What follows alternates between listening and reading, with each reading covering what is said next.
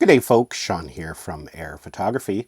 So this is my beginner's guide for the new DJI Mini 4 Pro. This beginner's guide and tutorial is designed for those who have never flown a drone before. We're going to go everything to help get you familiarized with the hardware and the software to help make sure that you have a safe and successful first flight. I know there can be a lot of anxiety associated with taking your first flight, but hopefully by the time you're done watching this video, you're going to feel a little more confident. There's a lot of safety features and fail-safes built into these drones that will help ensure that nothing unfortunate happens. Now, these beginner's guides can get a little bit long, so I highly recommend that you bookmark this video. That way you can always come back and reference it later. With all that said, let's just jump right in and get started. Now, when it comes to the Mini 4 Pro, there's a couple different packages that you can choose. Now, in this video, I'm going to be demonstrating with the Firmware kit. That's the kit that comes with a case, some extra batteries, and a few other accessories. But it doesn't matter which version you purchase, you can still follow along, as I'll be making references to both kits. The other important thing to note is that when purchasing it, you can purchase it with two types of batteries. The regular battery will keep the drone under 249 grams, but they also sell a plus battery, which will extend the flight time. But it's important to note, if you go with the battery, the plus batteries, the drone will weigh more than 249 grams. And that's important in some countries. In some countries, you need to be under that 249 gram mark. So we'll talk a little bit more about batteries as we go along in this video. But let's take a look at everything that comes in the Firmware kit. So when you purchase the Mini 4 Pro Firmware kit, this is basically everything that you're going to get. Now, I have the plus batteries, but you may purchase the package that has the regular batteries in it. So in the Firmware kit, you're going to get a case. You're also going to get this charging hub, and you're going to notice that your two spare batteries are going to be pre-installed in the charging hub. The third battery, because it comes with a total of 3 batteries, will be installed in the drone already. You're going to get some spare propellers. You're going to get a screwdriver to replace the propellers. You'll get your controller. And again, there's two different types of controllers you can purchase. This one here is the DJI RC2. It's the one with the built-in screen, but you can also purchase it with what's called the RCN2. With it, it doesn't have the built-in screen, and you will have to mount your smartphone. If you haven't purchased a kit yet, I highly recommend getting the one with the built-in screen. It's just so much more convenient. You don't have to worry about whether your phone's compatible. You don't have to worry about downloading any apps or making sure that everything is working properly. It's just nice and simple and quick to deploy. The price difference is very minimal, so I highly recommend that if you have the option. You also get some literature. This is just some very basic information about the drone. There is a full user guide for the Mini 4 Pro on the DJI website. It's a PDF that you can download, so I highly recommend going through that as well, as there is a lot of useful information in it. We also get 2 cables. One is a USB-C to USB-C, and we also get a USB-C to USB-A. And we'll talk about the differences there as we go along. And then, of course, we get the drone itself. Now, when you purchase it, your drone is going to be covered in a series of protective stickers, so you will have to go ahead and remove them first. Now, if you purchase just the drone package without the Firmware kit, what you're going to get basically is the drone, the controller, the cables, the information package, spare propellers, and the screwdriver. You'll only get 1 battery, and it will come pre-installed in the drone.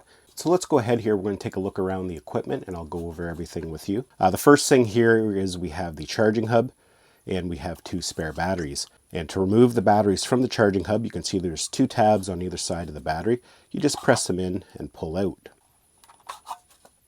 This battery hub is used to charge the batteries, and we're going to talk a little bit more about that as we go along.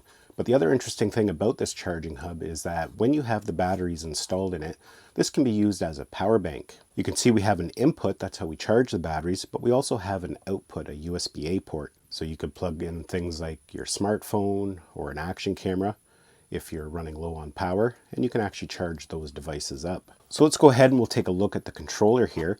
Again, this is called the DJI RC2. It's the one with the built-in screen. You'll notice right now we don't have the control sticks installed. When you purchase it, they will be stored in the back of the controller, which we'll take a look at here in a minute. Having these removable sticks just makes it a lot nicer to pack up. You don't have to worry about damaging them if you shove it into a bag. In the middle of the controller here, we have our speed selector or mode selector. We have sport mode, normal mode, and cine mode. And as we go along in this tutorial, we'll talk about those different modes. Beside that, we have our power button. That's how we power on the controller, but we can also do a quick simple press of it, and that's going to show us how much power is in the controller. To the other side of that, we have our pause button and our return to home button. And again, we'll talk about that as we go along, as we're doing some demonstrations. At the top here, we have our fold out antennas. And it's a good idea when flying, you always want to make sure the flat part of the antenna is facing the drone.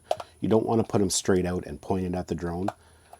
You want to adjust the antennas and the controller to make sure this flat area is always facing the drone. If we take a look at the top of the controller here, over here we have a shutter button for taking photos. On this side here we have a record button for recording videos. This dial will adjust the pitch of the gimbal. That way if you want to face the camera down or up, that's how you adjust it there. Over here is our zoom control that adjusts the digital zoom. And again, we'll take a look at that as we go along. If we go to the bottom of the controller, we have a spot for a memory card. Now you don't have to put memory in the controller. Mainly it's if you want to transfer files, but you don't have to have one in there to fly the drone. Beside that, we have a USB-C port. That's how we charge up the controller, but we can also use that to transfer files. We have 2 screw holes on either side of it. That's for adding accessories such as lanyards. Now if we go to the bottom here, you'll see up at the top we have a spot that stores our control sticks. We can remove them. They're both identical, so it doesn't matter which side you put them on. And they just screw into the gimbals there at the top. And that's how we control the drone, which again we'll take a look at as we go along. If we go back to the bottom here, you're going to see we have 2 customizable buttons. We have one called C1 and one called C2. You can program them to do various tasks. By default, the C1 will adjust the gimbal. It'll face it straight down or straight ahead. And C2 will rotate the camera if you want to film in vertical. That's the default settings, but again, you can go in and change that. And below that, we have 2 more screw holes, again for accessories. So now let's go ahead here and we're going to take a look at the drone. As mentioned, you're going to have some stickers on it that will need to be removed. You can see we have a gimbal guard installed at the front of the drone. That comes with it. We also have a propeller holder. That just keeps your propellers nicely tucked away so they're not flopping around when you're trying to put it in a bag. We'll go ahead and remove the propeller holder just by pulling that tab there. And it just comes right off. To remove the gimbal guard, we're just going to pull at the bottom there. And again, it comes off as well. When you remove that gimbal guard, you're going to have a bunch of protective film around the camera that you'll have to go ahead and remove. And I do believe there was a little foam piece stuck in the bottom there to keep the gimbal from moving during transport. Again, remove that and you can discard it. So at this point, we can go ahead and unfold the drone now. Now with the Mini 4 Pro, it doesn't matter whether you unfold the front arms first or the rear arms first. Some drones, it does matter because you have to do it in a specific order. But with this one, it doesn't really matter. So we'll go ahead and we'll unfold the front arms first. And then we'll unfold the rear arms. So let's go ahead and we'll take a look around it here. At the top, we have our power button, and above that we have some LED lights. We use that button to power the drone on, but again, a quick press will show us how much power is in the battery that's installed. Now just keep in mind when you get it for the first time, and if you hit that button, nothing will light up because the batteries are in a special shipping mode. They're in a hibernation mode. In order to take them out of hibernation mode, you just have to charge it for the first time. At the back of the drone here, we have a USB-C port. We can use that for updating firmware, transferring files, but it's also how we can charge the drone when the battery is installed. And again, we're going to take a look at charging here in a minute. Beside that, we have our memory card slot. And again, we'll talk about memory here coming up. Now, whether you've purchased the Fly More kit or just the base drone, your battery will be pre-installed. To remove the battery, again, we're going to press those 2 tabs and we just pull it out like that. And to insert it, we just slide it in until it clicks. At the bottom of the drone here, we have an LED light. This will automatically turn on when landing at night. That makes it a little bit easier to land. Now you can manually turn that on and off as well, and that can make the drone a little bit easier to see when it's up in the sky at night. Below that, we have a couple sensors for obstacle avoidance. If we go over to the front of the drone, we have our camera and gimbal. There's a cover over the camera and it can be removed. And you're going to want to remove that if you install things like ND filters or the wide angle lens that they offer for it. But if you don't plan on purchasing them, you never really have to remove that. Also at the front of the drone here, we have our new fisheye sensors. This is new on the Mini 4 Pro. Between the new fisheye sensors at the front there and the 2 located right behind it, the drone can now detect obstacles when flying sideways. And that's great for when the drone's flying autonomously, if you're tracking or doing a point of interest, and especially as a new drone pilot. When flying sideways, you can't see what's coming up, so those sensors will help prevent you from running into obstacles. All the propellers will come pre-installed, and if you ever have to go to replace them, make sure you read the instructions because each propeller is specific. You can't just throw any propeller on any order. I might make a video going over that more in detail. So that's basically the hardware. So let's go ahead, we're going to talk about how to charge up the drone and the controller. Now when you purchase the drone, even though it comes with the charging cables, it does not come with a charging brick. DJI sells numerous chargers on their website. This one here is a 65-watt charger. It doesn't matter what charger you go with, you just want to make sure you're using a 30-watt charger. DJI does also sell a 30-watt charger on their website, but it doesn't have to be a DJI brand. Anker sells some really nice chargers as well. And in fact, you may already have a charger that's compatible. Again, just make sure it's a quick 30-watt charger. Now when charging it, you want to make sure you're using the USB-C to USB-C cable that is included. You don't want to use the USB-C to USB-A. If you use this cable, it will charge, but it will charge a lot slower. This is good for updating firmware or using the charging hub as a power bank. Now, depending on what kit you purchase, there's 2 different ways in which you can charge the drone. Let's take a look at the charging hub first. With it, it is simple as installing your batteries, and you can install all 3 batteries, just 2, or just 1. You don't have to have all 3 batteries in there to use it. All you have to do is plug in the USB-C cable, and it's going to go ahead and start charging. Now, what you may notice is these lights bouncing around at first, because what it's going to do, it can only charge 1 battery at a time, but it's going to start charging the battery with the most amount of charge in it. And the reason it does that is it helps get you up and flying quicker, because it's going to top off that first battery first, and then it will go and charge the other batteries. And that allows you to pull it out, because you can take the battery out while it's charging the other batteries, and that'll get you back up in the air. At any given time when you have batteries installed, you can just do a quick press on that power button there, and it will show you how much power is in the battery. Now the other way to charge is by using the drone itself. Now if you've purchased just the base kit and you don't have the charging hub, that's how you're going to have to charge your batteries. And it works just as well. With it, you just want to make sure the battery's installed, plug in the USB-C cable, and you'll see these lights animate as it's charging. Now this battery's already fully charged, so it's not going to do that. Now to charge the controller, we're basically just going to plug it into the USB-C at the bottom. And you can see once we've plugged it in, these lights will illuminate to show us the charging status. So let's go ahead here and we're going to talk about memory for the drone and the controller. There are a lot of different brands that you can use. A lot of them are pretty decent. My favorite brand is SanDisk, and I like to use the Extreme Pros. Right here I have a 256 gigabyte card. So you can use whatever size that suits you best. You can use 64 gigabytes, 128, just whatever suits your needs. To install the memory in the back of the drone, we're going to flip it down. You want the graphic facing down. And you're just going to slide it in, push it in with your fingernail until you hear it click.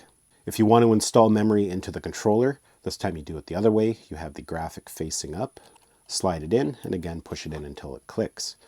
Now, as mentioned, you do not need to put memory into the controller. It is optional. It doesn't affect anything. It's mainly if you're going to be transferring content or want to save files directly to it. But all the high definition files are going to be stored on this memory card. So this is a must. You must put memory into the drone. Now to continue on here, we're going to take a look at the Fly app. That's basically the software that powers the drone. We're going to do a quick walkthrough of the interface, and then we're going to take the drone out for a quick flight. But before we can do that, there are a few things that need to be done first. And unfortunately, I can't demonstrate it because mine has already been done. But basically, there's 2 things that we need to do. We need to activate the drone, and we need to update the firmware.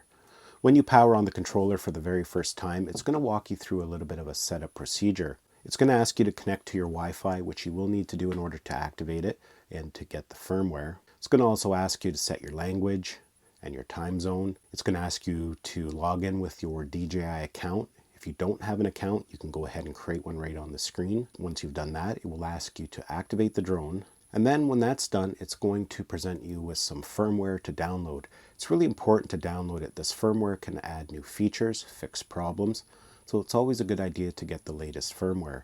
Installing the firmware can take anywhere from 10 to 20 minutes. The drone may restart a few times, and you may actually have to power it back on manually yourself. And the last thing I do want to mention is the Mini 4 Pro does not have a built-in internal fan. Some drones do. So there is the potential for the drone to overheat if you just leave it powered on sitting on a desk. When you're flying, there's air moving through the drone to keep it cool, but when you just have it powered on a desk, it could overheat. If that does happen while you're updating the firmware, just power everything off, power it back on, and it will re-prompt you to install it. Sometimes setting up a fan, blowing it on the drone, will help it prevent it from overheating. But let's talk about how to power the drone on and off first, because that's important.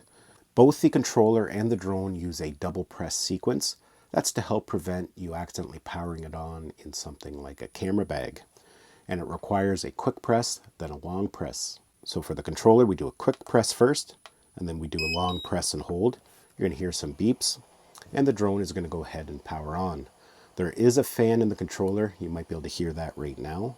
So if you hear any noise coming from the controller, that's just the fan kicking in. You'll notice I have the controller powered on, but it's not connected to the drone because we don't have it powered on. And we have a red light here. That means there's no connection. Once we power on the drone and the two connect and start talking, that will turn green. Also, the lights on the drone will signify when it's connected. And it doesn't matter which order you power them in. In the past, there was a specific sequence, but with today's drones, you can power on the drone first and then the controller, or vice versa. To power off the controller, again, we do another double press, a quick press, and then a long press. And that will go ahead and power it off. To power on the drone, it's the exact same thing, a quick press, and then a long press.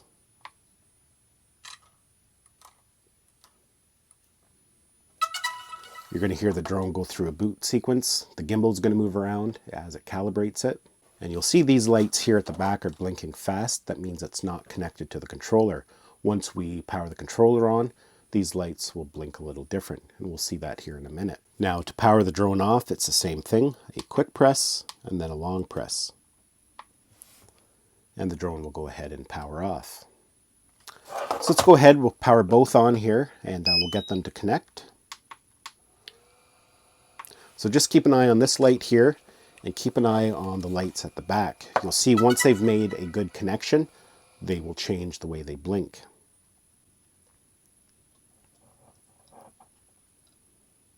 You can see that light is now turned green, and these lights here are now blinking slow and green. So now we're going to go ahead and take a look at the interface for what's called the DJI Fly App. And whether you're using the RC2 or the RCN2 and you have a phone connected, the Fly App basically functions the exact same way. So you can follow along no matter what controller you're using. Now, if you just power on the controller without the drone on, you're going to come to this interface here because it's not making a connection to the drone. From here, we can go to Album, which will show us previews of what we've filmed on the drone. You just have to remember anything you watch on the controller is going to be a low resolution preview. All the high definition video, the 4K video, is going to be stored on the memory card. This will just give you a low res preview. We can also go into our profile and change different settings. I'm going to go ahead here and power on the drone. And what you'll notice right away, once we power the drone on, it's going to go right into the Fly App, the camera view they call it.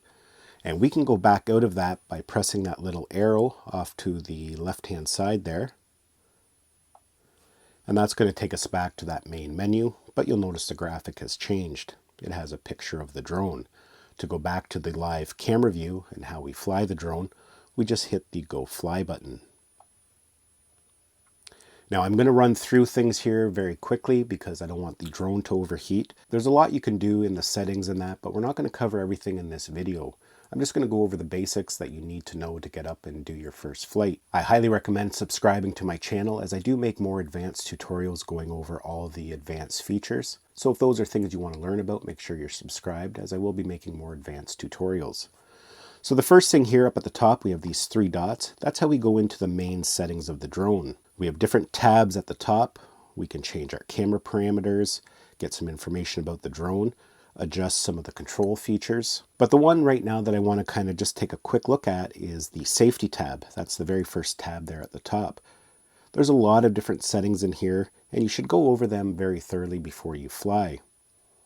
It gives us options about our obstacle avoidance. We have the option to bypass, brake, or off.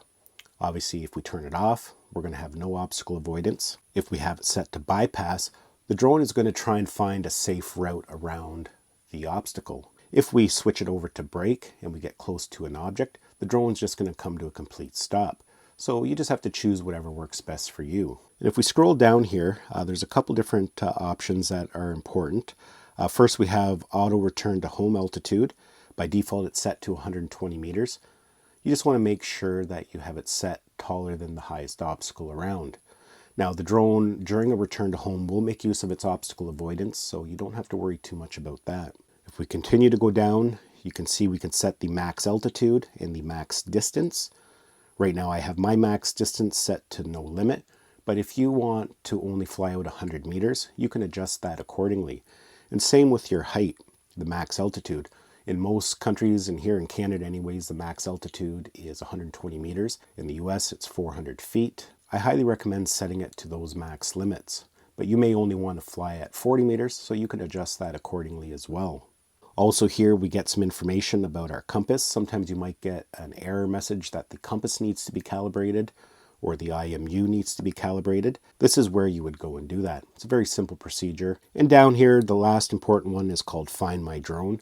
If for some reason you've crashed the drone and you're a fair distance away from you, you can go into Find My Drone and it will bring up a map and show you the last known coordinates using the GPS. So it can be a very handy tool to help you locate a lost drone. Beside those three dots, these are our satellites. And if we click on that, you can see it gives us some more information.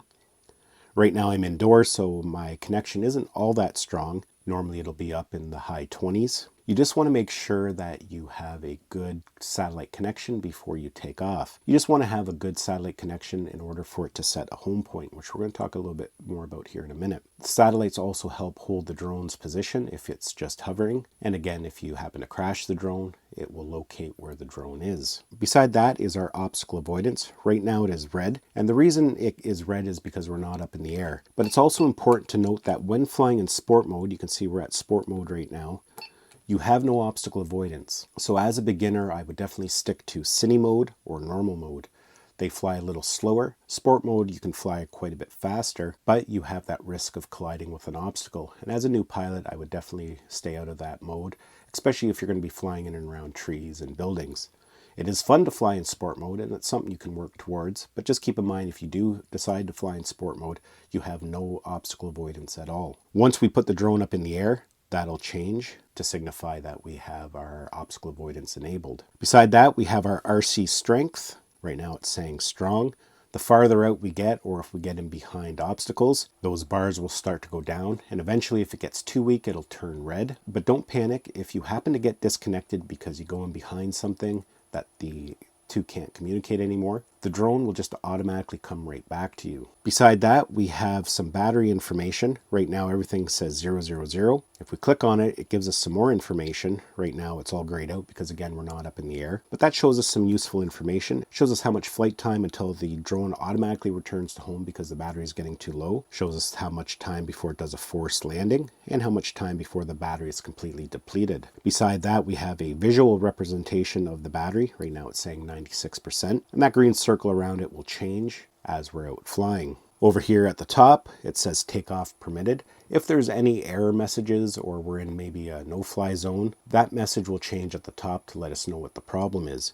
And we can actually click on that, and that's going to bring up some basic safety information. Again, we can adjust all our flight parameters, the distances. It also shows us how much memory we have available, and we can actually format the memory card there as well if we just want to clear everything off. Just keep in mind, if you format it, it's going to delete everything, so only do that once you've got everything transferred over. Beside that, it says N mode. That means we're in normal mode. As we switch to the different modes, you can see that will change. To the very left-hand side here, the squiggly little line, that is our waypoint missions. And we're not going to take a look at that here in this video. I am working on a tutorial for that, so keep an eye out for that. Below that, we have our takeoff and landing button. And that, you can see when I press it, we get an option to take off. We just have to press and hold, and the drone will take off. Once we're up in the air, that will actually change to a landing button, and we'll take a look at that as we go along. Down at the very bottom, we have a little icon of a map, and we can press that, and it will bring up our maps. Now, you have to be connected to the internet in order to bring up your maps, and we can even make it full size here. When we do have it full size, we get a preview of what the drone sees down here in the bottom left-hand corner. To go back to the camera view, we just touch that, and it goes back to the map. And we can minimize it by pressing that little arrow in the bottom left-hand side. That will minimize it. Now, the other thing we can do with maps here is switch over to the compass mode, and that's actually my preferred mode. It gives us some information about the angle of the aircraft. It shows us our home point. It shows us the location of the aircraft. It's just a really nice tool. And again, we can make that smaller if we don't want it in our way. So that's just personal preference, what you like to have displayed. Beside that, we have some really important information. It shows us our altitude and our distance away from the controller. It also shows us our flight speed, both vertical and horizontal. Over on the very right-hand side here, you can see we have an auto button. That's how we can enable all our advanced manual settings. Now, as a beginner, I wouldn't worry too much about that, but that's where you can go in and adjust your white balance, your shutter speed, if you want to get a little bit creative. But these drones do an excellent job when in auto, so if you're not too sure about that, I would just leave it in auto and you're going to be able to capture some amazing footage. Beside that, we have our EV compensation. This is something you may want to adjust. Right now it's set at 0, but we can adjust it up or down, and that's just basically going to brighten or darken the image. Again, that's something you can play around with to see what you like best. Right beside that, this is how we set our resolution. Right now I have it set to 4K at 60 frames per second, but we can adjust our frame rate, or if you prefer, you can film in 1080. And below that, we have our storage. It shows us how much space we have on the memory card, and it shows us how much internal space there is. There's 2 gigabytes of internal space on the drone. It's not a lot of space, so it's good to take maybe a few photos if you forget a memory card, but definitely you're going to get maybe a couple minutes of 4K footage.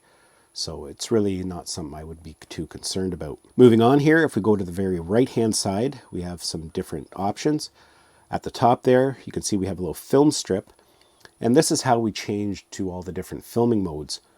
Right now it's set to video, but we can go to photo mode. We can select master shots, quick shots, hyperlapses, or panoramas. And as mentioned in this video, we're going to stick to the basics, but I do have more advanced tutorials planned, so definitely again stay tuned for that. Now, each one of these modes usually has a sub mode. For example, you can see we're in video mode, and from there we can do normal video, we can do night video, so if you're going to be filming at night like a cityscape, we can switch it over to night mode, and we have slow motion. Same thing as if we go to photo mode. It gives us different options. We can do a single photo, bracketed photos, we have timed shots, and we can do bursts. Now below that we have our shutter button, and depending on what mode we're in, that could either start recording video or it will take a photo. In some of the intelligent flight modes, that becomes a start button to start the intelligent flight. Below that we have a little play button. Again, that is how we can preview some of the footage. Again, just keep in mind this is all low resolution. The high definition video is stored on the memory card in the drone. Now, beside those buttons, we have a few other buttons here. The top one is how we can rotate the camera.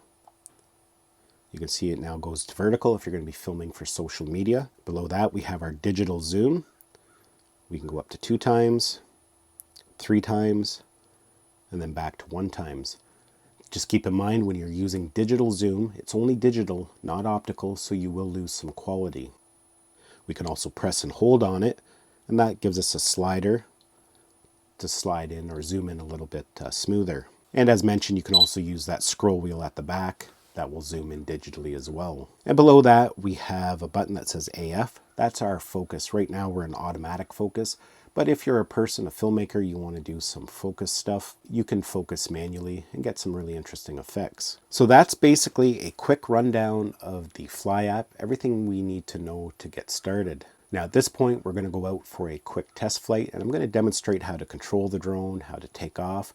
We're going to talk about some of the fail-safes and safety features, and we'll do some demonstrations. Okay, so you can see we're out. We're going to do a test flight. I have the drone out there in front of me, and you're going to notice that I have it on a landing pad. As a beginner, I highly recommend picking up a landing pad. They're not a lot of money, they're fairly inexpensive, and as you can see, it's sitting in some tall grass. You never know what kind of surfaces you need to take off from. You might be in tall grass, gravel, sand, wet and muddy conditions, a landing pad just makes sure you always have a nice surface to take off from. Of course, you could always learn to hand launch and hand catch it, but as a beginner, it's not something I really recommend. Even though it is a mini drone, those propellers can still do a lot of damage, especially to your eyes. Now, when you go to do your first flight, I also highly recommend that you go to an open field. Make sure there's not a lot of people around, not a lot of obstacles. You just want to make sure you learn how the drone behaves before you kind of get into more complex environments. Even though there is obstacle avoidance on the drone, it's not foolproof. Obstacle avoidance is not foolproof, and the obstacle avoidance has a hard time seeing thin branches and wires, so you do have to be careful flying around those types of obstacles. The other thing you want to make sure is that you are legally allowed to fly where you're going to fly. There are apps available that will tell you where you can fly. Here in Canada, I use an app called Drone Pilot Canada. It's a great app, and I highly recommend it if you're going to be a first-time pilot here in Canada. And there are similar ones for other countries as well. So at this point, you're just going to power on the drone and the controller and make sure that they're connected. And you want to wait till you have a minimum of 12 to 15 satellites. You can see right now I have 27. And that's important because we want to make sure there is a home point set. And we can click on our compass there, and you can see indeed we do have a home point set. That's that little yellow H circle down in the left-hand side. So we're now ready to take off, and there's actually two different ways in which we can do it, and I'll show you both methods. The first is by using the takeoff button that's located at the very left-hand side of the screen. When we press on it, you can see we get this dialog box in the middle of the screen that says take off. And what we have to do is press and hold on it for about 5 seconds. You'll see it turns green around the outside of the circle, letting you know that it's about to take off. Once it turns fully green, then you can remove your finger. So let's go ahead and we'll do that now. Let's press and hold. You can see the motors have started up there, and the drone is just going to go up and hover. Right now it's hovering at about 1 meter. Now to land, we can press that same button again, but this time it's turned into a land. And what I like to do is turn the camera down, and we do so by pressing the C1 button, because then we can see what we're going to be landing on. So let's press and hold the land button. Now the drone is just going to go back, pretty well land where it took off from. Now it might be off by a couple inches. Now as you can see, we're getting a message there that the terrain is unsuitable for landing. And I think what it's doing, the sensors are picking up all that tall grass. So in that situation, we have to use the manual mode, and we do so just by pulling down on the left stick. You'll see when I pull it down, it's just going to force the drone to land. So if you ever get that message that it's unsuitable to land, just use your left stick, hold it down, and eventually it will go into land mode. So that's the first way to take off and land. The second way is by doing a series of stick commands. What we're going to do is pull down and push the sticks in. So when I do that, you're going to see the motor started, but the drone is not taking off yet. What we have to do is just press up a little bit on the left stick here. And again, the drone's just going to go up and hover. And it will just stay there and hover until we give it some input on the sticks. Now, when you're flying for the first time, I would definitely leave it in normal mode. That's basically a normal amount of speed. It's going to give you basically the agility you need, the speed you need for everyday filming. The other option is sport mode. That's going to fly a lot faster. Everything is going to be more responsive. But just keep in mind, like I mentioned earlier on in this tutorial, you have no obstacle avoidance when in sport mode. And the other is cine mode, the C. And that's basically going to slow everything down. The drone's going to fly slow. That allows you to have more precise movements if you're trying to get some really nice cinematic footage. Now, like I said, I'm going to keep it in sport mode just so we're not having that obstacle avoidance beeping because we are very close to the drone. So let's take a look at some basic stick commands here. The sun's pretty bright, so hopefully you can even see it. Let's take a look at the right stick first. There's two different commands we can give to it. We can push forward or back or side to side. If we push forward, you can see the drone is flying away from me. If we pull back, the drone's going to fly back towards us. Now if we push side to side, you can see the drone is going to move depending on which way we push the stick. Now for the left stick, what it's going to do is control our altitude, and we do so by pushing up. That's going to raise the drone, as you can see. And if we pull it down, that's going to lower the drone. And as mentioned, if we pull it all the way down while it's close to the ground, it will just force it to land.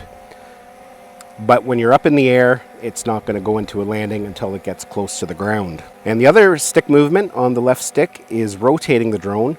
And we do so by pushing left or right. You can see the drone will spin around.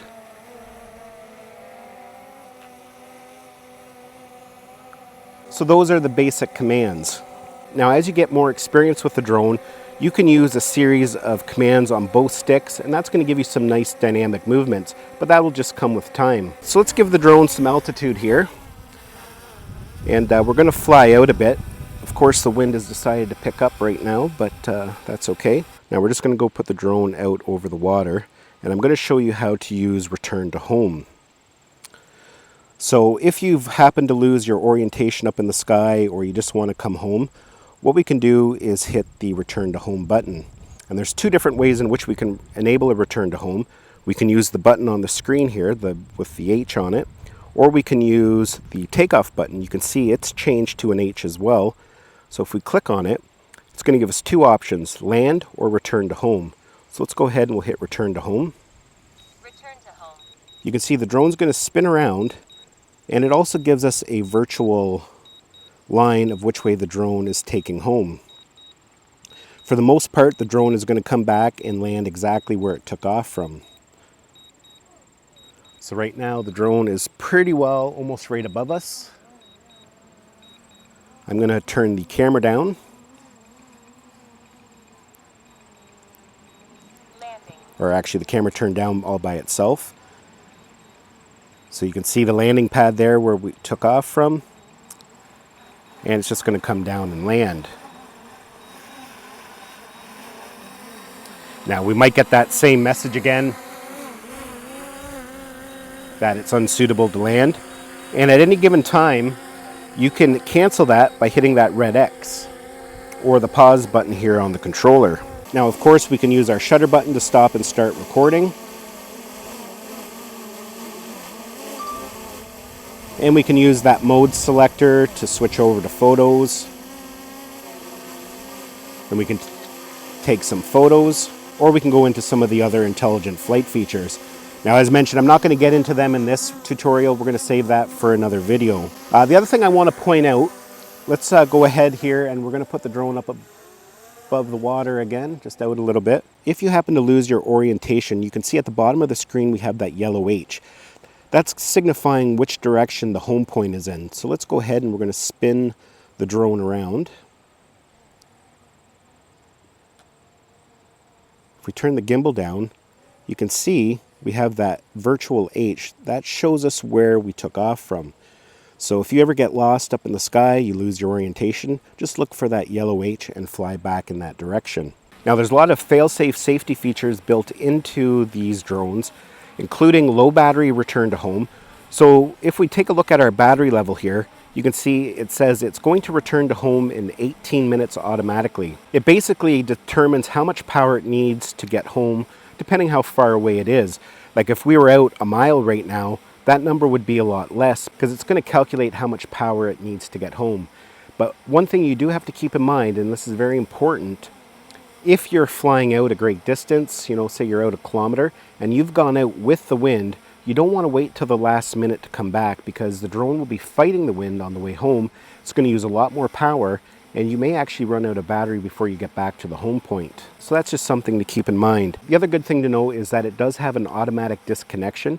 Say you fly out too far or you get in behind an obstacle and you lose connection to the controller.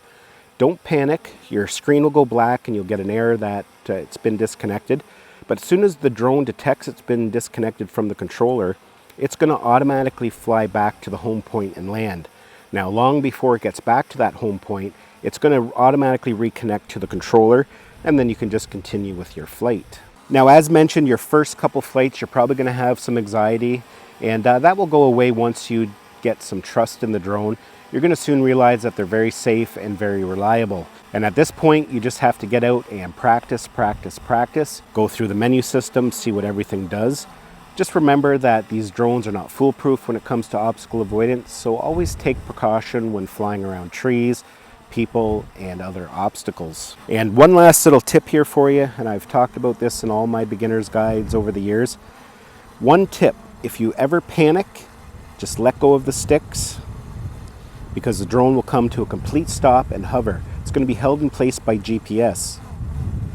That gives you time to assess the situation, figure out your orientation, because when the drone is turned around, say facing you or facing away from you, these inputs are actually backwards. You may want to go to move the drone left, but you end up inadvertently moving it right. So if you ever get into a sticky situation or you start to panic, just let go of the sticks, assess the situation, and then proceed accordingly. So let's go ahead. We're going to bring the drone down and land it. I'm going to turn the camera down so we can see the landing pad. And you'll notice there, that's another feature of the Mini 4 Pro, is that we get what's called a drone shadow. And that's going to show us basically where the drone is going to land. And that happens once we put the camera down. So you can just kind of nudge it into place. Now it is windy today, so it is blowing around a little bit, so it can be a little difficult. But that looks good there. Landing. We landed in the grass a little bit, but that's okay. Well, folks, that's basically my beginner's guide for the new DJI Mini 4 Pro. Hopefully you enjoyed it and you feel a little more confident to take your very first flight. As mentioned, I create a lot of videos and tutorials about drones, including the Mini 4 Pro. So if this is going to be your first drone and you want to learn more about it, think about subscribing, as I will be uploading videos on a regular basis going into some more advanced features. We're going to make tutorials about all the advanced flight modes such as master shots, waypoints, how to create hyperlapses, so stay tuned for them. If you enjoyed this video, give it a thumbs up and let me know how your first flight went down in the comments. I'll be very curious to know and what you think of it. Thanks a lot for watching, and we'll see you in the next one.